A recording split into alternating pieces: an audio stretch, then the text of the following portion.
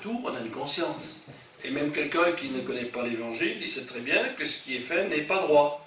Pourquoi? Parce que Dieu a mis dans le cœur bien la parole de Dieu. Et même ceux qui n'ont jamais lu la Bible, ils ont une conscience du bien et du mal. Et là, eh bien, Jésus savait très bien ce qu'il avait fait, cette démarche.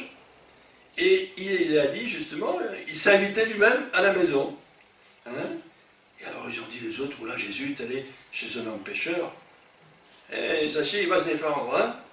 Il dit, voici Seigneur, je donne aux pauvres la moitié de mes biens, et si j'ai fait tort quelque chose à quelqu'un, je lui rends au quadruple. Voilà Zachée, on le retrouve différent. Là, il voulait réussir dans la vie, il avait seulement une belle maison. Mais là, il a compris que sa vie n'était pas réussie. Peut-être qu'il a pensé à la mort. Il est possible que quelqu'un de son entourage est mort. Et puis il s'est dit, après tout, ça ne s'arrête pas, il dit. Tu as une belle maison, tu as de l'argent, mais qu'est-ce que tu vas faire après, quand tu seras dans la tombe? Ah, c'est une bonne question que les gens devraient se poser. Hein. Et là, eh bien, il a accepté le Christ, et Jésus a appuyé ce témoignage formidable. Le salut est entré dans cette maison. Quelle authenticité, là! C'est authentique, là! Zachée, sa démarche, ce n'est pas une démarche approximative. Parce qu'il y en a qui veulent bien que Jésus les bénisse, qu'il les guérisse, comme les 10 lépreux. Ils ont 9, 10 ont été guéris. Il y en a qu'un qui est revenu vers lui, qui l'adorait, qui s'est prosterné devant lui. Mais lui, il a été au fond des choses. Il a réalisé la valeur du salut de Jésus-Christ et il s'est repenti. Et pour que Jésus a pu dire aussi, car le Fils de l'homme est venu chercher et sauver ce qui était perdu, il fallait vraiment que son expérience soit vraie et honnête, entière, je veux dire, une expérience entière. Voilà un homme qui sait où il va, il sait qu'il est sauvé, il sait qu'il a la vie éternelle, et qu'un jour, il retrouvera Jésus dans le ciel. Quelle espérance merveilleuse. Alors, on va aussi parler de Moïse, dans Hébreux chapitre 11, versets 24 et 27. Versets 24 à 27. Voilà, ce chapitre 11 nous parle de la foi. Et ici, Moïse va faire une belle démonstration de foi, mais aussi du salut. Chapitre 11 des Hébreux, verset 24. C'est par la foi que Moïse, devenu grand, refusa d'être appelé fils de la fille du Pharaon. Il préféra être maltraité avec le peuple de Dieu que d'avoir pour un temps la jouissance du péché.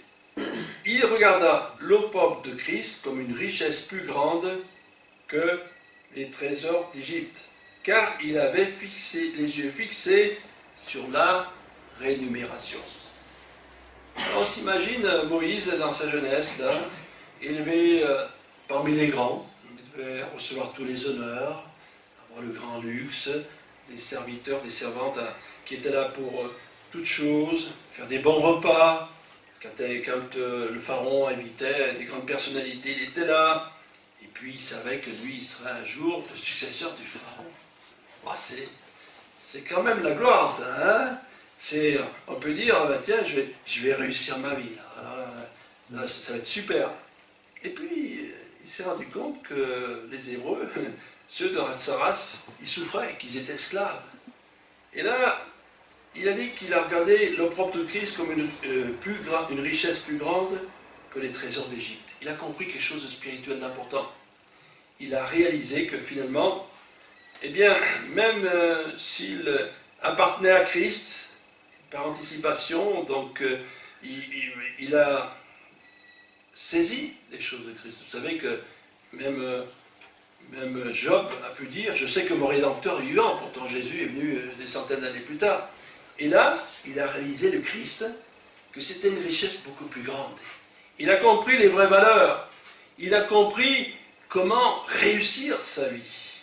Et puis, il a quitté Pharaon, il a gardé les troupes en Égypte, et Dieu s'est servi de lui pour sortir ce peuple hébreu, et ce peuple qui allait être délivré de la main du Pharaon. Formidable.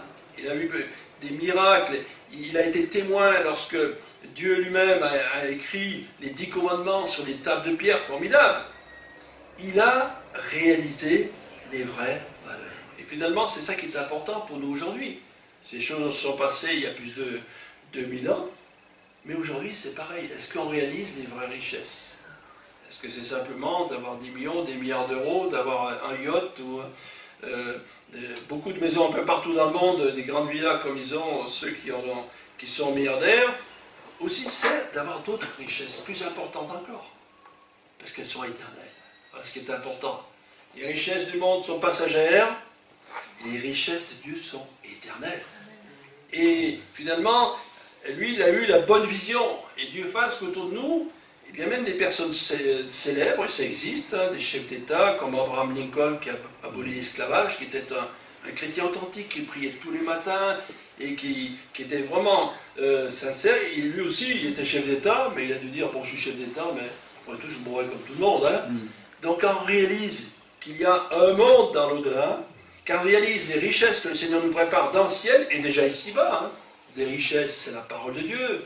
Les richesses, c'est vraiment goûter à sa présence, toutes ces choses-là. Eh bien, on n'hésite pas à s'engager avec le Seigneur. Alors, c'est ceux-là qui ont réussi. Alors, j'ai trouvé 2 échecs. Ceux qui ont failli réussir, mais qui n'ont pas réussi. Alors, bien sûr, il y en a d'autres, mais on va parler du jeune homme riche. Ah, que c'est dommage pour lui. Alors, dans Matthieu chapitre 19, versets 21 et 22, voici un jeune homme, il est jeune, il est beau, même Jésus a dit, Jésus l'aima, ça veut dire qu'il avait de bonnes qualités humaines, sûrement. En plus, il aimait les commandements de Dieu, tout pour plaire. Il était pas riche, il était sûrement beau, quand on est jeune, on est beau. Et en plus, il aimait Dieu. Oh, formidable, ça va marcher pour lui. Eh bien non, ça n'a pas marché, c'est dommage. Donc on lit dans Matthieu chapitre 19, ce récit, Matthieu chapitre 19, au verset 21 et 22, voilà. Donc il y a cet entretien avec Jésus et les jeunes hommes riches. Et Jésus lui dit, si tu veux être parfait, vends ce que tu possèdes, donne aux pauvres, et tu auras un trésor dans le ciel, puis viens et suis-moi. Après avoir entendu ces paroles, le jeune homme s'en alla tout triste, car il avait de grands biens. Oh, voilà. Jésus lui donne tout ce qu'il faut faire. Il a obéi au commandement. Quand on obéit au commandement, il dit d'aimer son prochain. Bien, Jésus va lui donner une façon d'aimer son prochain. Tu donnes tout ton argent aux pauvres, c'est aimer son prochain. Vous ne croyez pas? Si quelqu'un est riche et ça arrive, même aujourd'hui encore, il y a des gens qui sont riches qui donnent de l'argent pour les pauvres, c'est très bien. Et puis suis-moi. Ah, suivre Jésus, c'est formidable. Les miracles qu'il a fait, tout ça, c'est un privilège de suivre Jésus. Eh bien lui, il est parti tout triste parce qu'il avait de grands biens. Et il a réussi peut-être dans sa vie, il était riche, il était bien considéré, il pratiquait la religion, mais il n'a pas réussi sa vie. Il n'a pas réussi sa vie. Il a loupé. Il y avait le salut qui était là, il y avait une possibilité d'être sauvé, d'avoir une vie éternelle, de voir des choses glorieuses avec Jésus. Il ne l'a pas fait. Que c'est triste. Et ça arrive aussi, aujourd'hui encore, malheureusement, des personnes qu'on rencontre qui sont bien, qui sont honnêtes, qui sont sympathiques, on aime bien parler avec eux et avec elles, que ce soit des hommes et des femmes, voilà. Et ils ont peut-être aussi une petite religion, mais quand on leur dit, eh ben, t'acceptes Jésus dans ta vie, ah, ça c'est un peu trop pour eux. Pourquoi? Parce qu'elles ont quelque chose dans leur cœur, c'est leur idole. Qu'est-ce que c'est qu'une idole? C'est ce qui prend la première place dans son cœur. C'est pas obligé que ce soit les statues, mais c'est peut-être l'argent, c'est peut-être la réussite qui est dans le cœur. Et lui, c'était les biens qu'il avait. Eh bien, tout cela a été un échec. Et puis, on va retrouver aussi, dans Matthieu chapitre 27, verset 3, un triste personnage qui s'appelle Judas Iscariote, qui lui aussi a loupé de beaucoup de choses.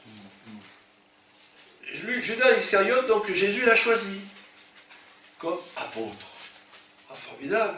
Aujourd'hui, si on disait, bon, je t'ai choisi comme apôtre, sachant qui est Jésus, on y va, c'est formidable, 3 ans et demi, c'est pas trop long.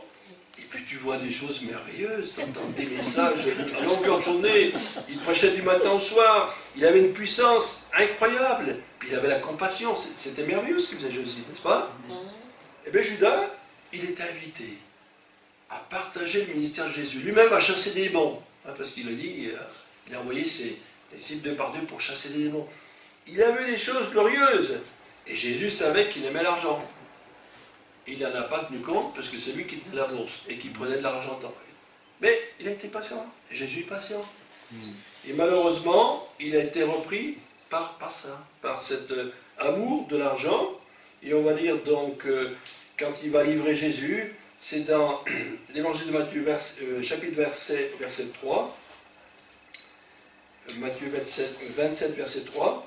Alors Judas, qui l'avait livré, voyant qu'il était condamné, fut pris de remords, et rapporta les 30 pièces d'argent aux principaux sacrificateurs et aux anciens. Voilà, on s'arrête là. Donc il a livré Jésus pour 30 pièces d'argent, et puis là, il va réaliser son erreur, mais ce n'est pas vraiment repenti. Sinon, il sera revenu vers les apôtres en demandant pardon, et le Seigneur lui aurait pardonné. Donc, voilà que c'est triste, quelqu'un qui est là, qui a goûté aux choses de Dieu, et qui n'a pas réalisé, eh bien que la vie chrétienne, c'est une vie merveilleuse, extraordinaire, et là, eh bien, c'est le fils de la perdition, nous dit la Bible. Malheureusement, il est en enfer, c'est sûr. Hein, il s'est dit qu'il est le fils de la perdition. Alors, cela devrait faire réfléchir ceux de notre génération, soit réussir dans la vie. Alors, réussir dans la vie, c'est avoir une vie mondaine. Aujourd'hui, c'est goûter tout le plaisir du monde, à la mode, aux choses comme ça, faire des croisières. Et puis, pour certains, c'est s'adonner à leur passion. Voilà. Et puis, c'est malheureusement vivre dans le libertinage et la débauche. Alors, pour certains, ils sont contents de cela, ils trouvent qu'ils ont réussi.